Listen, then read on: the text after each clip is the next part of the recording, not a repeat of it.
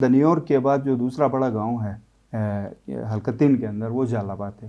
جال آباد میں 1 روپے کا کام ڈاکٹر اقبال صاحب کے دور میں نہیں ہوا، کوئی ایک پروجیکٹ بھی جال آباد میں نہیں لگا۔ ایک اعلان گنڈاپور صاحب نے دنیور میں کیا تھا کہ ان کا کہہ رہا تھا کہ دنیور ڈسٹرکٹ بنے گا نہیں، دنیور ڈسٹرکٹ بن گیا۔ اچھا اور آج تک تقریباً ان کی حکومت کو بنا ہوا 1 سال ہو گیا، آج تک ہم نے نہیں دیکھا کہ دنیور ڈسٹرکٹ بن گیا۔ ہمیں اس بات کو سمجھنا ہوگا کہ گلگت بلتستان جو ہے وہ مکمل جو پاکستان کا آئینی صوبہ ہے، 5th جو پروونس ہے وہ نہیں بن سکتا ہے، کیونکہ ایک سٹانس رکھتا ہے پاکستان انٹرنیشنل کورٹس اور فورمز پہ کہ گلگت بلتستان جو ہے وہ ریاست جموں کشمیر کا حصہ ہے۔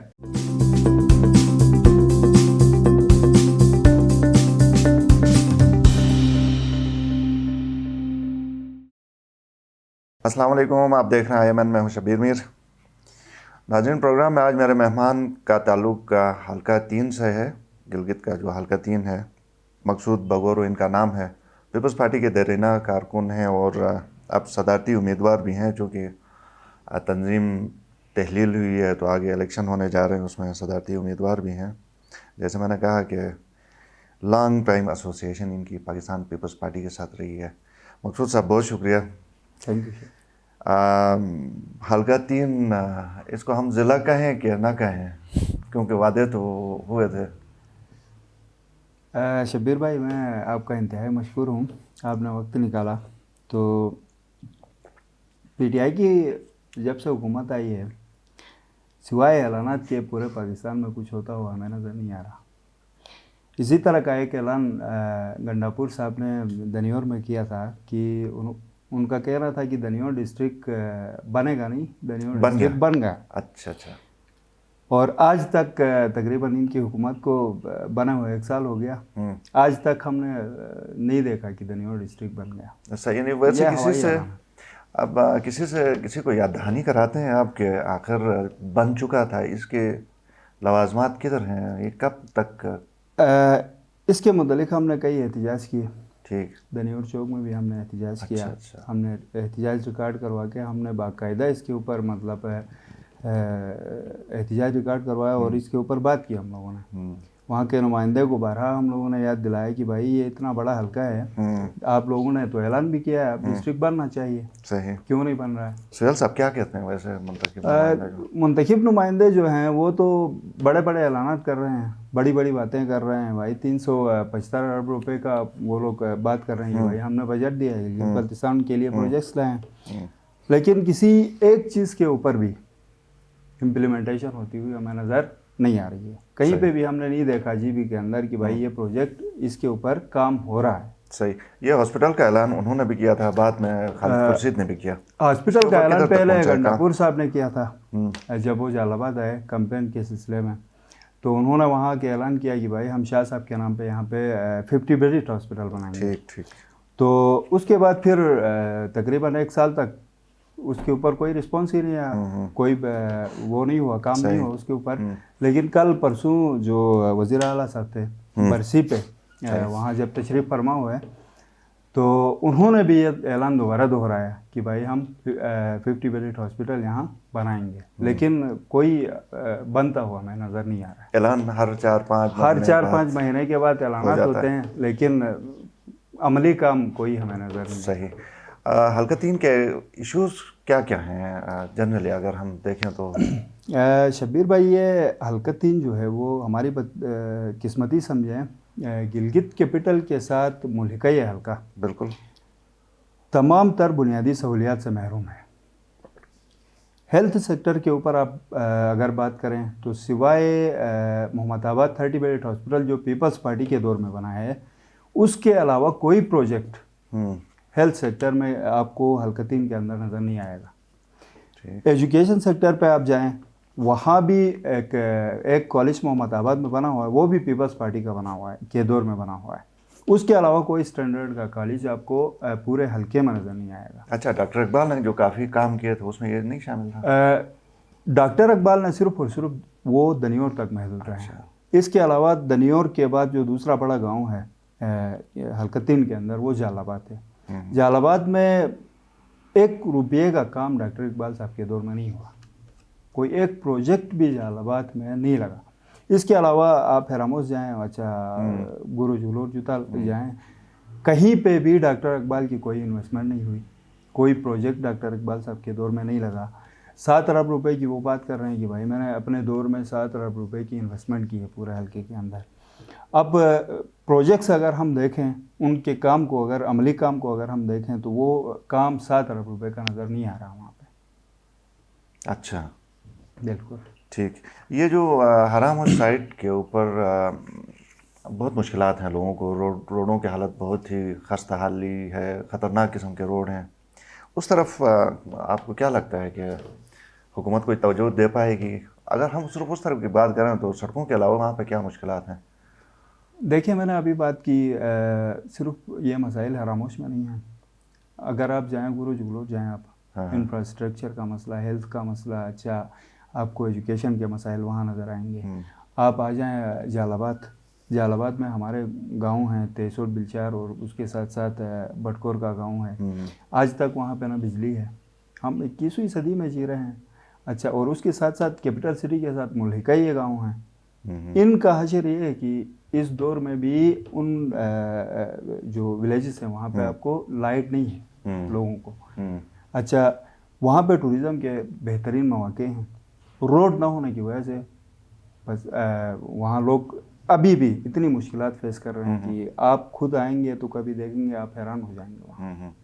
صحیح. پارٹی کی ایفیلیشن سے ہٹ کے حلقے کے باشندے کے طور پہ سہیل عباس صاحب سے ٹورزم کے پوٹینشیل کے حوالے سے, روڈز کی خستہ حالی کے حوالے سے, اس طرح کے ایشوز ہیں, ان سے کوئی ڈیلیگیشن کی صورت میں شکل میں جا کے کوئی ملاقات نہیں کی کسی نے؟ میں نے بذات خود ملاقات نہیں کی ہے. اچھا, لیکن بہت سارے ڈیلیگیشنز وہاں کے جو نمبرداران معتبران ہیں وہ سب لوگ ہمارے جو سہیل عباس شاہ ہیں ان کے پاس کئی دفعہ گئے ہیں. ایک دفعہ کی بات نہیں ہے. اچھا, کئی دفعہ ڈیلیگیشنز ان کے پاس گئی ہیں. لیکن میں نے آپ کو بولا نا کہ بھائی جیسے یہ روڈ کا مسئلہ ہے ابھی, اس کے اوپر لوگ اس وقت احتجاج کرنے کے لیے تیار بیٹھے ہوئے ہیں. ٹھیک ہے. کئی دفعہ ہمارے وفد ان کے پاس گئے, سہیل عباس شاہ کے پاس, تو ان کا یہ کہنا ہے کہ بھائی 1 مہینہ لگے گا, 2 مہینہ لگے گا, انڈر پروسیس ہے, ٹینڈر تک آ جائے گا. لیکن یہ تقریباً 4-5 مہینے سے ہم یہ باتیں سنتے آ رہے ہیں, لیکن آج تک کوئی امپلیمنٹیشن, کوئی کام نہیں ہوا. صحیح. آپ کے ایریا میں پوٹینشیل بھی بہت ہے, خاص کر ایگریکلچر سائٹ کے اوپر دیکھیں, زمین ہے, پھر فروٹس دنیا کے ہیں. بالکل, وہ پورا آپ فائدہ اس سے حاصل کر پائیں گے نہیں؟ دیکھیں شبیر بھائی, اگر ہم ایگریکلچر سیکٹر کے اوپر بات کریں تو گلگت بلتستان کی جو میجارٹی ہے اس کا تعلق ایگریکلچر کے ساتھ ہی ہے. حکومت گلگت بلتستان, ہماری بدبختی یہ ہے کہ جو قانون اس وقت ڈوگرا رول کے گلگت بلتستان کے اوپر لاگو ہیں, لائک خالصہ سرکار کا قانون ہے, جس کے ذریعے سے لوگوں کی ملکیت, جی بالکل, جو بل صاحب اور پیپلز پارٹی چیمپئن, بالکل یہ ہمارے منشور میں شامل ہے. ٹھیک ہے. تو اس قانون کی وجہ سے, ڈوگرا رول کے اس قانون کی وجہ سے گلگت بلتستان کے لوگ اپنی جو پشتنی زمینیں ہیں ان سے محروم ہو رہے ہیں. میں آپ کو مثال دوں گا مکپون داس کی. وہاں پہ جو تنازع چل رہا ہے 2 فریقین کے درمیان, ہراموش وغیرہ کے درمیان, جلال آباد وغیرہ کے درمیان, تو وہاں پہ جو زمینیں ہیں وہ پہلے سے ہی سرکاری جو ڈپارٹمنٹس ہیں ان کو الاٹ ہو چکی ہیں. سب سے بڑا ہمارا یہ ایشو ہے کہ بھائی آپ گورنمنٹ سیکٹر میں بے روزگار یوتھ کو آپ انگیج نہیں کر سکتے, آپ کے پاس وہ پوٹینشیل نہیں ہے, نہ آپ پرائیویٹ سیکٹر میں ان کو انگیج کر سکتے ہیں. تو آپ ایگریکلچر سیکٹر کے اوپر بھی اگر اس طرح ڈاکیے ڈالیں گے تو یہ عوام کدھر جائے گی؟ اس کا تو باقاعدہ بل اسمبلی کے میں ٹیبل ہوا ہے, لیکن جمع ہوا ہے, بلکہ ٹیبل تو خیر ہوگا نہیں ہوگا, ابھی تک جمع ہوا ہے, بلکہ یہ پچھلی حکومت میں بھی جمع ہوا تھا, لیکن اس کے اوپر کوئی قانون سازی نہیں ہوئی. اب اس حکومت میں بھی ہمارے صدر صاحب نے وہ بل جو ہے وہ پیش کیا ہے, ٹیبل نہیں ہو رہا. اور کئی دفعہ آپ نے اسمبلی سیشنز میں آپ نے ان کو بولتے ہوئے دیکھا ہے کہ بھائی اس ملک کو لے آئیں، ٹیبل کریں، ریفارمس لائیں رہیں لینڈ ریفارمس گلگت بلتستان میں، لیکن کوئی توجہ نہیں ہے۔ تو صوبے کے حوالے سے آپ کے حلقے میں کیا لوگ امید لگائے بیٹھے ہیں کہ عبوری آئینی صوبہ بن جائے گا؟ دیکھیں گلگت بلتستان کی جو عوام ہے، اب وہ 1947 والے لوگ گلگت بلتستان میں نہیں رہے، عوام جو ہے یہاں کی باشعور ہو چکی ہے۔ ہمیں اس بات کو سمجھنا ہوگا کہ گلگت بلتستان جو ہے وہ مکمل جو پاکستان کا آئینی صوبہ ہے، 5th جو پروونس ہے وہ نہیں بن سکتا ہے، کیونکہ ایک سٹانس رکھتا ہے پاکستان انٹرنیشنل کورٹس اور فورمز پہ کہ گلگت بلتستان جو ہے وہ ریاست جموں کشمیر کا حصہ ہے۔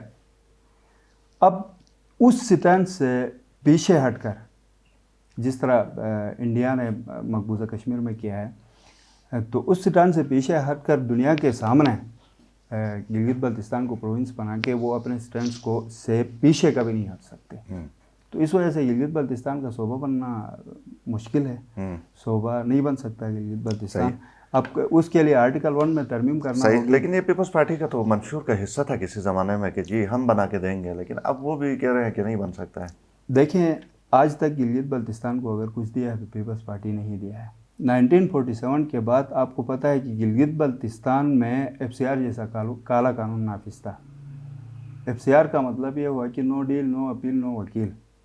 جو قانون اوپر سے امپلیمنٹ ہوتا ہے آپ نے اس کے اوپر عمل درآمد کرنا ہے، آپ کے پاس اپیل کرنے کا بھی حق نہیں ہے۔ اس طرح کا قانون آپ کے اوپر نافذ ہے۔ اس سے آپ کو کس نے نجات دلائی؟ ذوالفقار علی بھٹو صاحب نے 1974 میں ریفارمس لائیں۔ یہ بالکل ٹھیک ہے، راجگیر سے بھی سبسیڈائز کیا اس ایریا کو، سبسیڈائز کیا، راجگیر نظام بھی ختم کیا، متبادل نہیں دیا۔ لوگ تو یہ کہتے ہیں کہ متبادل نہیں دیا، جس کی وجہ سے پھر جو مسئلے سیکٹریزم وغیرہ وغیرہ آیا۔ دیکھیں جو سیکٹیرین ایشوز کی آپ بات کر رہے ہیں، دیکھیں اصل بات یہ ہے کہ بھائی یہ جو سیکٹیرین ایشوز ہیں یہ بٹو کے زمانے کے نہیں ہیں، یہ 1988 کے بعد سے اس نظام کے خاتمے کی وجہ سے آپ نہیں سمجھتے ہیں کہ یہ آیا؟ اس نظام کے خاتمے کے بعد میں یہ نہیں سمجھتا کہ بھائی بٹو کے ان ریفارمز کی وجہ سے یہ چیز آئی۔ ٹھیک، تو یہ چیز 1988 کا جو سانحات یہاں پہ پیش آیا، جلال آباد کو جلایا گیا، اس کے بعد سے یہ سیکٹریانزم نے گلگت بلتستان میں جنم لیا ہے۔ صحیح، ٹھیک ہے، واپس آتے ہیں۔ اس سے پہلے کہ پروگرام وائنڈ اپ کریں، اس حکومت کے لیے اور اپنے حلقے کے سہیل عباس صاحب کے لیے کوئی پیغام دینا چاہتے ہیں؟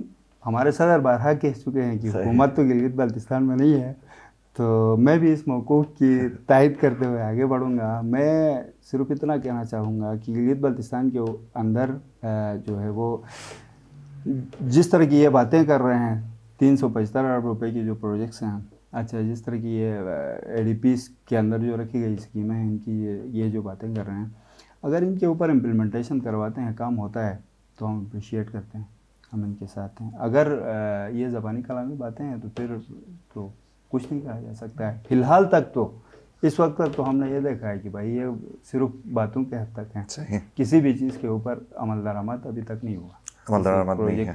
بہت شکریہ مقصود بگورو صاحب پروگرام میں آنے کے لیے۔ ناظرین، پروگرام دیکھنے کا شکریہ، اجازت دیجیے، اللہ حافظ۔